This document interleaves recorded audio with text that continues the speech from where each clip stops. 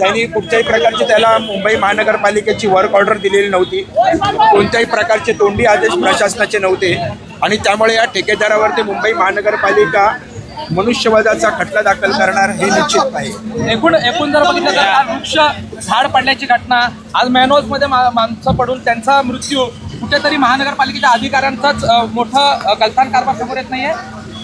मी आपल्या माध्यमातून प्रशासनाला देखील आदेश देईन, निर्देश देईन की त्यांनी देखील वॉर्ड स्तरावरचे जे आपले कर्मचारी आहेत किंवा अधिकारी आहेत यांनी पूर्ण वॉर्डमध्ये आपण फेरी मारली पाहिजे आणि कुठे कुठे आपले मॅनहोल्स उघडे नाही आहेत, कुठे गटार चोकअप झालेले आहेत किंवा जी काही स्थिती आहे ही आपण इथे सगळी पाहणी करायला पाहिजे.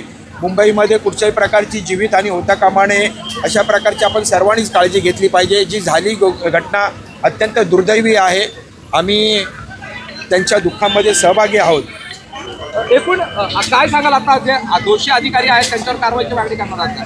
अधिकारी दोषी म्हणण्यापेक्षा जो ठेकेदार आहे त्यांनी अधिकाऱ्यांकडनं कुठच्याही प्रकारचे आदेश घेतलेले नाहीत.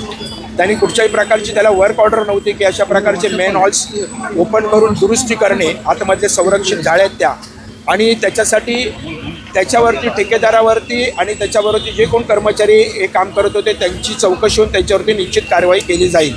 या उघड्या मॅनहोल्सबाबत देखील ऑडिट होणार आहे का? ज्या पद्धतीने झाडांच्या बाबत ऑडिट? मी काही दिवसांपूर्वीच आमच्या महानगरपालिकेचे आयुक्त अश्विनी भिडे यांना पत्र दिलं होतं की मुंबई शहरामध्ये जे वॉर्ड स्तरावरती आपण मॅनहोल्सच्या मध्ये संरक्षित ज्या काही झाड्या लावतो आपण त्याचं कॉन्ट्रॅक्ट संपलेलं आहे आणि आपण नवीन निविदा काढून किंवा त्याची पाहणी करून जिथे जिथे या संरक्षित झाड्या नसतील तिथे आपण संरक्षित झाड्या लावण्याचं काम करावं अशा प्रकारचे मी त्यांना पत्राद्वारे कळवलं होतं, परंतु त्यांना त्याचं गांभीर्य कळलं नाही आणि या घटना होत आहेत. त्यामुळे प्रथमतः आयुक्त यांनी हे मुंबईकरांना याचा जबाब द्यावा अशा प्रकारची मी देखील मागणी करतो.